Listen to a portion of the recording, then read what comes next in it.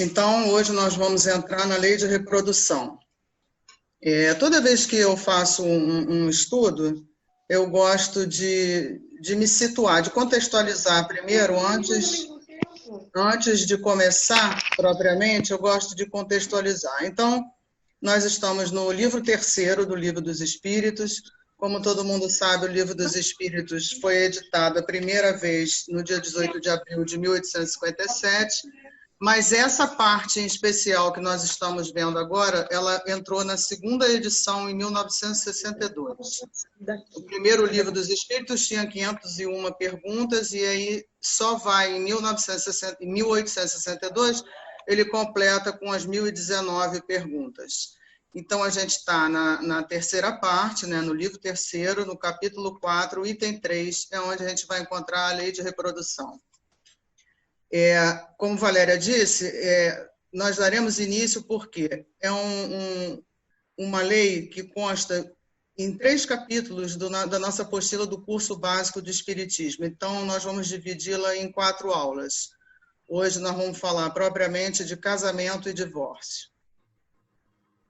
Bom, antes de entrar propriamente em casamento e divórcio, vamos ver algumas coisas rápidas. Para quê? Para que a gente possa partir da mesma linha de raciocínio, tá? Senão a coisa fica meio perdida. Então, vamos só dar uma olhada nas coisas que são fundamentais da gente saber antes de discutir casamento e divórcio sob a ótica espírita.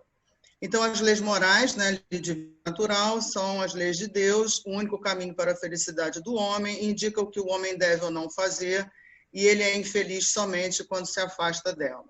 Isso para todas, tá? Lei de adoração do trabalho, vocês já viram, e agora a gente entra na lei de reprodução. Essa disposição das leis divinas é puramente didática, tá? Porque a ordem delas não importa, uma vez que todas elas estão interligadas, todas elas têm a mesma importância, enfim, e todas são regidas por relacionamentos, seja conosco mesmo, com o próximo ou com Deus. Esse slide é o seguinte, é para a gente entender que, como a lei de reprodução está diretamente relacionada aos nossos instintos, que é um instinto de preservação da espécie, é importante que a gente se situe dentro dessa evolução toda, né? O cérebro humano, ele surgiu, o cérebro dos primatas, né? Ele surgiu cerca de 40 a 50 milhões de anos, mas o neocórtex tem uma formação há cerca de 250 a 300 mil anos.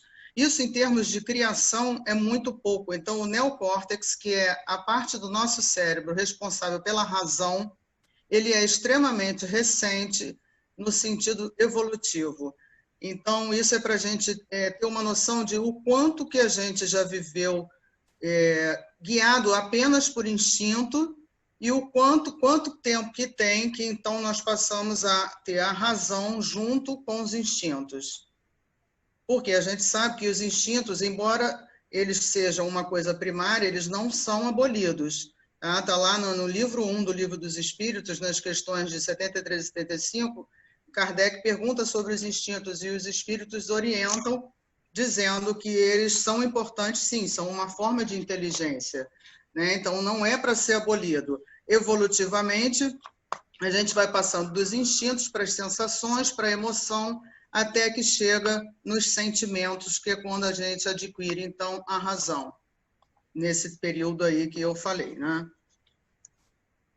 Lembrando que, segundo Emmanuel, nós estamos muito mais próximos da animalidade do que da angelitude. Tá? Então, nós estamos, como a gente viu, por que Emmanuel, isso é corroborado pela ciência, como eu mostrei no slide anterior, quer dizer, tem muito pouco tempo que a parte do cérebro responsável pela razão surgiu, cerca de 250 a 300 mil anos. Então, nós ainda somos muito mais ligados à materialidade, estamos muito mais próximos da materialidade do que da espiritualidade. Tá? Mas, como toda lei do progresso, que também é uma lei moral, né, a tendência é você ir do cérebro inicial para os lobos frontais, esse é o sentido da evolução em termos de estrutura.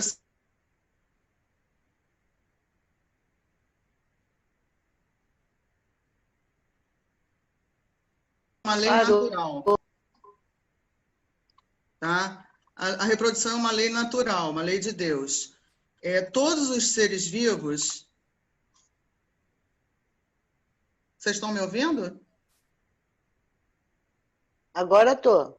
Agora sim, antes tinha congelado. Ah, tá. Não, porque eu não estou aparecendo. Aí eu não sei se eu congelo ou não. Estou vendo só os slides. Mas Enfim, nós estamos te vendo. Nós estamos te então tá. vendo. Então, ótimo. A reprodução é uma lei natural, então é uma lei de Deus. Tá? Todos os seres vivos se reproduzem, porque sem a reprodução o mundo corpóreo pereceria. De acordo com os postulados espíritas, Deus nos criou simples e ignorantes. Então, você tem a necessidade da reprodução de formas físicas a fim de atingirem a perfeição, né? Aí vem a reencarnação. Espera aí só um instante, gente, que eu já sei o que está acontecendo aqui.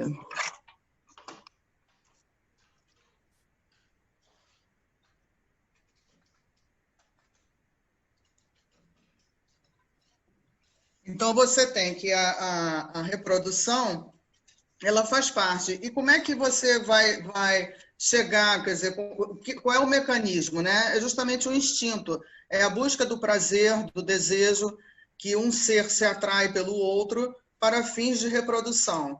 Conforme vai havendo a evolução, nos mamíferos você começa a ter uma criação de um laço afetivo por conta da amamentação, e isso vai progredindo, porque a ideia nossa é essa, né? Isso que eu quis botar aqui no início, antes da gente entrar propriamente no assunto casamento e divórcio, para que a gente entenda por que esse assunto está dentro da lei de reprodução. E aí a gente chega ao casamento e divórcio. Vamos falar um pouquinho também da monogamia, da poligamia e dos tipos de casamento. O casamento é uma das tradições humanas mais antigas e disseminadas pelo mundo, mas é comumente associada à imagem do cristianismo e, mais especificamente, à Igreja Católica. As primeiras formas de casamento eram vistas como ferramentas de manutenção de relacionamentos entre grupos sociais. As sociedades tribais anglo-saxãs, por exemplo, viam no casamento uma forma de estabelecer alianças e conquistar aliados, constituindo relações diplomáticas e laços econômicos. Até o século XI, os casamentos eram arranjados pelas famílias dos noivos que buscavam conseguir perpetuar alianças ou a manutenção do poder econômico familiar ao promoverem casamentos entre famílias com posses maiores ou de tamanho similar. O consentimento só passou a fazer parte da tradição a partir de 1140, com o Decreto de Graciano, uma obra extensa que trata sobre o direito canônico. Então, o consentimento ou a manifestação voluntária em relação à vontade de unir-se em matrimônio passou a ser a partir do século XII. Tá? Só que, por muito tempo, o casamento foi amplamente usado como forma, então, de manter aliança política, militar, enfim, estabilidade econômica, vários fatores socioculturais. Assim como o divórcio também. Embora em 1534, com a dissolução do casamento entre o rei Henrique VIII e a rainha Catarina de Aragão, tenham sido um marco importante, né, na contestação do caráter permanente da união matrimonial, só a partir de 1670 que a indissolubilidade do casamento passou a ser contestada. Mas isso tudo fala sobre um casamento no aspecto sociocultural. E por que essas questões, então, de casamento estão aqui na lei de reprodução? Exatamente por causa disso, para que a gente perceba o aspecto evolutivo da espécie. Por quê? Porque agora a intenção é, de acordo com a evolução, o início era só manutenção da espécie, né? Só que agora a gente entra com a razão e vai entrar com o sentimento. Então, a amálgama principal dessa estrutura casamento passa a ser o sentimento, não mais visto apenas como uma instituição sociocultural, tá? Mas no sentido de duas pessoas se unirem pelo sentimento, e não só pelo instinto também. Então, para isso, a gente vai precisar da maturidade, porque são dois seres, duas consciências distintas, harmonizadas. É um contrato de cessão. É sob esse aspecto que o casamento é visto como um sinal de progresso da humanidade. Então, a gente vai achar lá no Livro dos Espíritos, na questão 696, os Espíritos falando: a união livre dos sexos pertence ao estado de natureza. O casamento constitui um dos primeiros atos de progresso nas sociedades humanas, porque estabelece a solidariedade fraterna e se encontra entre todos os povos, embora em condições diversas. A abolição do casamento seria, pois, regredir à infância da humanidade e colocaria o homem abaixo mesmo de certos animais que lhe dão o exemplo de uniões constantes. Tem alguns grupos de mamíferos que eles realmente estabelecem famílias e são fiéis e são leais. Aquilo ali é indestrutível. No Evangelho segundo o Espiritismo, no capítulo 22, a gente lê aqui: mas a união dos sexos, a par da lei divina material, comum a todos os seres vivos, há outra lei divina imutável, como todas as leis de Deus, exclusivamente moral, a lei de amor. Quis Deus que os seres se unissem não só pelos laços da carne, mas também pelos da alma, a fim de que a afeição mútua dos esposos se lhes transmitisse aos filhos e que fossem dois, e não um somente, a amá-los, a cuidar deles e a fazê-los progredir. Ou seja, a gente vê a evolução, né? Por isso que eu botei aquilo lá desde o início, na parte dos instintos. Então, primeiro você era ligado ao outro apenas por instinto de preservação. Com a evolução vem surgindo o sentimento, essa é a ideia mesmo, né? Porque a lei maior, vamos dizer assim, o objetivo maior é o amor. Então você começa sem abolir, né? Hoje em dia, como eu estou falando, se a gente abolir os instintos, a gente deixa de se relacionar, você não vai mais ter interesse nenhum. Então você é ligado ao outro inicialmente pelo instinto, né? Ele te atrai por alguma coisa, sempre ligado à lei de reprodução, embora muitas vezes inconscientemente. Tanto é que a gente busca o bonito, o inteligente, isso em ambos os sexos, tá? Inconscientemente, o ser humano e todos os outros animais, né, buscam sempre isso, ou o mais forte, ou o mais bonito, ou o mais inteligente. Para quê? Visando que aquilo se propague para os filhos. Com a evolução espiritual, que é o nosso objetivo, você vem e se utiliza, quer dizer, Deus não faz nada à toa nem inútil. Isso é utilizado o quê? Para que as pessoas passem, então, a coabitar para desenvolverem-se mutuamente, né? Você vai ter lá em Martins Peralva, o pensamento de Emmanuel, o casamento é compromisso, e compromisso gera, evidentemente, a responsabilidade. Pelo reencontro de almas que se endividaram entre si, o casamento é, sobretudo, ensejo de reabilitação e progresso. Nós vamos ver mais à frente os tipos de casamento. Tá? Porque, lembrando que a gente está num planeta de provas e expiações, então, muito provavelmente é sempre algum resgate de dívida, algum reajuste. Objetivos do casamento, então, a gente vai ver a formação do lar, que através do casamento haverá a formação do grupo familiar, permitindo que novos espíritos mergulhem nos fluidos do planeta para avançarem em sua fieira evolutiva. A poligamia permitiria a reprodução, mas sem estrutura do lar, indispensável ao crescimento espiritual da criatura. Mas lá no final a gente vai ver um pouco sobre poligamia e monogamia, mas já dá para entender por que a monogamia é um processo evolutivo, né? A permuta afetiva, a instituição do casamento, vai tornar harmônica e sadia a relação entre os casais, permitindo a troca de valores energéticos através da permuta de vibrações simpáticas. E o aprimoramento sexual. O casamento é um dos elementos mais efetivos no burilamento do instinto sexual. Com o passar dos anos, haverá um natural arrefecimento do interesse sexual entre os cônjuges e eles estarão aprendendo a se alimentarem do afeto do parceiro através de métodos mais espiritualizados. Aprende igualmente o casal a conduzir a sua energia erótica para outras atividades, sublimando a função hedonista.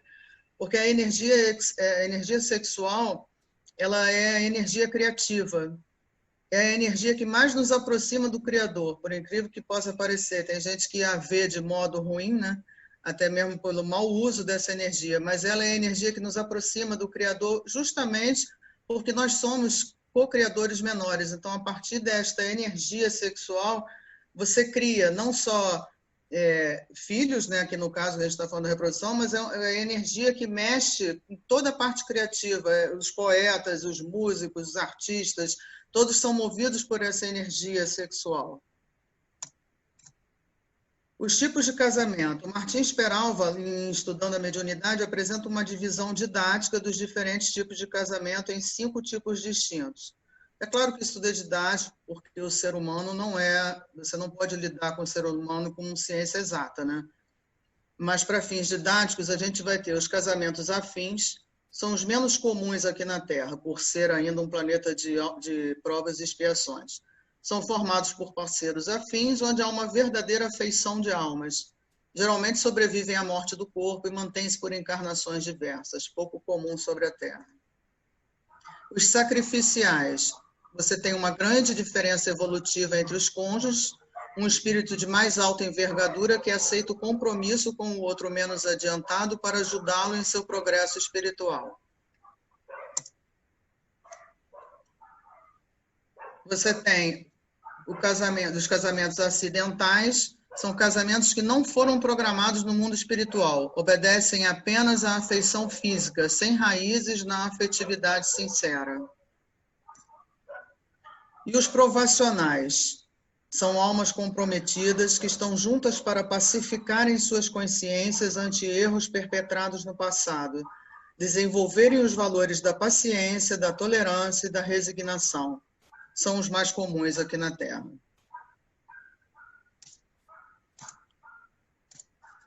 No capítulo das afeições terrenas, isso está no livro Consolador, tá, de Emmanuel, questão 179. Perguntam ao Emmanuel, no capítulo das afeições terrenas, o casar ou não casar está fora da vontade dos seres humanos? E os espíritos respondem, o matrimônio, os espíritos não, Emmanuel, desculpa. O matrimônio na Terra é sempre uma resultante de determinadas resoluções tomadas na vida do infinito, antes da reencarnação dos espíritos, seja por orientação dos mentores mais elevados ou em consequência de compromissos livremente assumidos pelas almas, antes de suas novas experiências no mundo, razão pela qual os consórcios humanos estão previstos na existência dos indivíduos no quadro escuro das provas expiatórias ou no acervo de valores das missões que regeneram e santificam.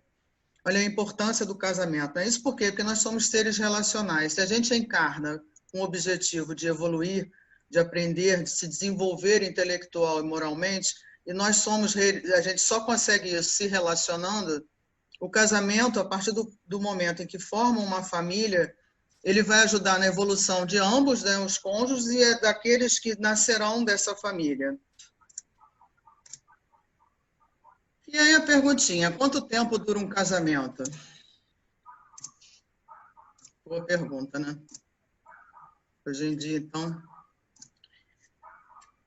Lá em Mateus, a gente vai ver que fizeram essa pergunta e Jesus respondeu, Moisés lhes permitiu divorciar-se de suas mulheres por causa da dureza de coração de vocês, mas não foi assim desde o princípio.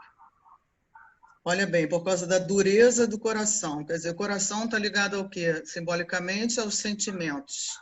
Se a gente viu que a liga, né, a amálgama dos casamentos, a partir de um certo ponto da nossa evolução, é justamente o sentimento, se a gente mantém os corações duros, ou seja, se a gente continua olhando só para si, continua num movimento de puro orgulho e egoísmo, óbvio que não tem como dar certo nenhum relacionamento, né?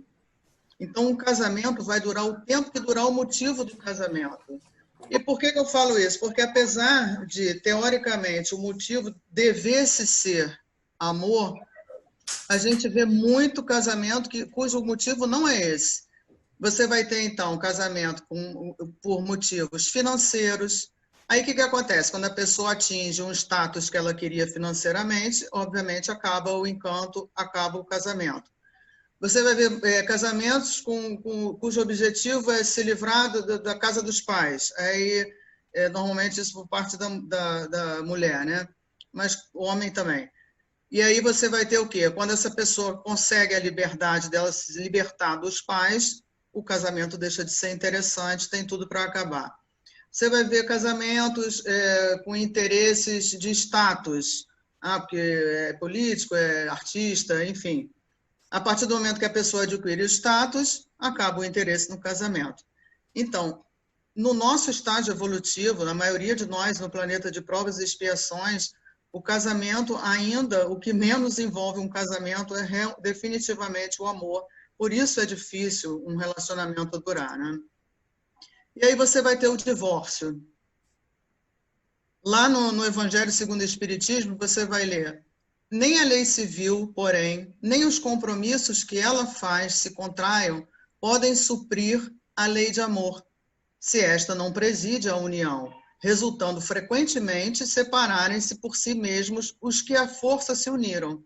Daí as uniões infelizes, que se evitariam se ao estabelecerem-se as condições do matrimônio, se não abstraísse da única que sanciona aos olhos de Deus, a lei de amor. Nas condições ordinárias do casamento, a lei de amor é tida em consideração de modo nenhum. Isso ainda lá no capítulo 22 do Evangelho segundo o Espiritismo. Não se leva em conta a afeição de dois seres que, por sentimentos recíprocos, se atraem um para o outro, visto que, a mais das vezes, essa afeição é rompida. O de que se cogita não é da satisfação do coração, e sim da do orgulho, da vaidade, da cupidez, numa palavra, de todos os interesses materiais. E aí a gente lembra daqueles primeiros slides lá que eu botei justamente para a gente se situar evolutivamente, quer dizer, a gente ainda está muito mais perto da materialidade do que da espiritualidade. Só que nós estamos aqui, nós reencarnamos exatamente para desenvolver isso. Então, enquanto nós ficarmos ligados à materialidade, significa o quê? Que você está mais ligado a você. Quanto mais você se conhece e se espiritualiza, mais você conhece e respeita o próximo. E aí o orgulho, a vaidade, a cupidez, tudo que está ligado ao ego vai diminuindo. Então, essas situações em que você procura um outro parceiro com outro objetivo que não seja um laço afetivo de amor, elas não podem durar. Porque, como eu falei, a partir do momento que o seu interesse é atingido, acaba o amor, entre aspas, né, que nunca houve. E é exatamente por isso que a doutrina espírita ela não é contra o divórcio. Ela deixa, a doutrina, na verdade, ela não constrange em nada, né? Ela deixa você agir de acordo, ela só te mostra que você é responsável pelas suas decisões, suas atitudes, e explica o porquê, o que acontece, enfim. Mas no Livro dos Espíritos, Kardec pergunta se é contra o divórcio e diz que não, porque é uma lei humana. Só vai oficializar aquilo que já existia, que era uma total falta de laço afetivo. Então, o divórcio é uma lei humana que tem por objetivo separar legalmente o que já de fato está separado. Não é contrário à lei de Deus, pois que apenas reforma o que os homens hão feito, e só é aplicável nos casos em que não se levou em conta a lei divina, lá no mesmo capítulo 22 do Evangelho segundo o Espiritismo. Então, evolutivamente, a gente vai cada vez mais se orientando somente pela lei divina, né, e vai sendo desnecessárias as leis humanas. Por que Moisés, quando trouxe as leis, na primeira revelação, as leis divinas, ele também teve que fazer leis humanas? Porque o nível evolutivo daquelas pessoas exigiam aquelas leis rígidas, né? Tanto é que ele passava aquela ideia de Deus como Senhor dos Exércitos justamente para impor um respeito àquelas pessoas. Evolutivamente, conforme você vai raciocinando, conforme você vai trabalhando o sentimento nas relações humanas, você começa a criar laços afetivos. Aí vem Jesus e com a lei do amor, já mostra Deus como um pai. E assim você vai, aos poucos, podendo se desfazer de certas leis humanas, vamos dizer assim, e o objetivo maior. A partir do momento que todo mundo seguia essas leis morais, né, as leis divinas que a gente está estudando, a gente viu lá no slide inicial também. Isso é a felicidade, tá? Isso é a harmonia. Você vai viver harmoniosamente, porque você vai estar vivendo dentro das leis divinas. Então, a explicação dos espíritos nos deixa serenos para afirmar que o espiritismo não é contrário à instituição do divórcio, embora não venha a estimulá-lo, nem tampouco incitá-lo nos casais com problemas de relacionamento. A esse respeito, apresentamos a opinião de André Luiz, no livro Evolução em Dois Mundos, psicografado por Chico Xavier. Quanto ao divórcio, somos de parecer que não deva ser facilitado ou estimulado entre os homens, porque não existem na Terra uniões conjugais legalizadas ou não, sem vínculos graves no princípio da responsabilidade assumida em comum. Mal saídos do regime poligâmico, os homens e as mulheres sofrem-lhe ainda as sugestões animalizantes, e por isso mesmo, nas primeiras dificuldades da tarefa a que foram chamados, costumam desertar-se dos postos de serviço em que a vida os situa, alegando imaginárias incompatibilidades e supostos embaraços quase sempre atribuíveis ao desregrado narcisismo de que são portadores. Quer dizer, de novo, aqui o termo narcisismo, quer dizer, aquele que não vê outra coisa a não ser a si mesmo, ligado ao ego. Quem é narcísico não pode ter empatia, porque ele não consegue olhar o outro, ele não vê o outro, ele só olha para si. E aí continua o mesmo problema que eu falei, quer dizer, se você está olhando só para si, você vai procurar alguém para atender algum interesse seu. Tá? E se você procura alguém para atender algum interesse seu, isso não pode dar certo, não pode durar. Por quê? Porque o outro também tem os problemas dele, as necessidades dele. Então, o objetivo do casamento, cujo até o arquétipo é a coabitação, né? Você fala em casamento, significa coabitar. Então, quando você está coabitando com dois ou mais espíritos, quando você forma a família, é justamente para aquele núcleo crescer junto, aprender com as dificuldades um do outro, e não para ter um necessitado achando que o outro tem que atender aquelas suas necessidades. Partindo do princípio de que não existem uniões conjugais ao acaso, o divórcio, a rigor, não deve ser facilitado entre as criaturas. Exatamente por conta daqueles vários tipos de casamento que a gente viu anteriormente, né? Se nós estamos aqui, a maioria, para resgatar, para resolver, vamos dizer assim, dívidas passadas, para aprender a amar, vamos dizer assim, né? Não é para, na primeira dificuldade, você já abrir mão daquele relacionamento. É aí, nos laços matrimoniais definidos nas leis do mundo, que se operam burilamentos e reconciliações endereçadas à precisa sublimação da alma. Então, é importante, como diz Chico, né, a reencarnação não tem endereço errado, a gente vai cair aonde precisa, vamos nascer na família que a gente precisa, vamos formar, muito provavelmente, a família com a pessoa que a gente precisa. Então, óbvio que tudo deve ser tentado o máximo possível na lei do amor. Só que a gente tem que lembrar uma coisa importantíssima. Tudo no Espiritismo, quando a gente vai estudar, tem gente que fala, lá vem essa história de autoconhecimento. Mas por que essa história de autoconhecimento é importante? Porque justamente por causa disso desses problemas todos que eu citei antes. Se você vai para um relacionamento com o outro, cheio de problemas que você desconhece, primeiro, você não vai poder amar o outro antes de se amar. Se você não se conhece, você não pode se amar, porque a gente só ama o que conhece. E se você não se ama, você não pode amar o outro. Então, é importantíssimo o autoconhecimento e que é bastante ajudado justamente nesses relacionamentos, porque o outro vai te mostrar coisas que você ou não quer ver ou nem sabia que tinha. Então, esse relacionamento, quando você tem um relacionamento, é justamente para isso. O outro te mostra, através de atitudes ou de situações diárias, aquilo em que normalmente você não veria. E aí você faz o autoburilamento e a mesma coisa no outro também. Então, é importantíssimo esse relacionamento. Então, façamos o possível para que esses casamentos não é durar no sentido de ir empurrando, vamos empurrando porque divorciar é feio. Não, é durar no sentido de vamos ver o que a gente tem que aprender aqui. O que você, o que me levou a casar com você e vice-versa. Enfim, o diálogo, né? Coisa que atualmente estamos conseguindo fazer e não vínhamos fazendo, né? Ou estava todo mundo levando, empurrando com a barriga, ou estava todo mundo saltando fora no primeiro obstáculo. A monogamia é o clima espontâneo do ser humano, de vez que dentro dela realiza naturalmente com a alma eleita de suas aspirações a união ideal do raciocínio e do sentimento na constituição do binário de forças, capaz de criar não apenas formas físicas para a encarnação de outras almas na Terra, mas também as grandes obras do coração e da inteligência, suscitando a extensão da beleza e do amor que vertem da criação divina. Está lá em Evolução em Dois Mundos.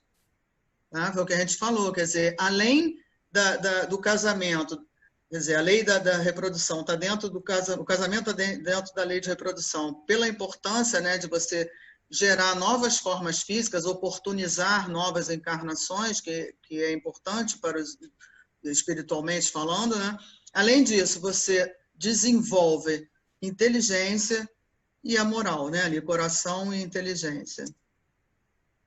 E, obviamente, depois disso tudo que a gente viu aqui, a gente entende por que a poligamia não é uma situação evolutiva, muito pelo contrário, é uma regressão, porque a poligamia não tem afeição real, só sensualidade. O ser humano pouco espiritualizado possui acentuado instinto sexual, fundamental à perpetuação da espécie no planeta.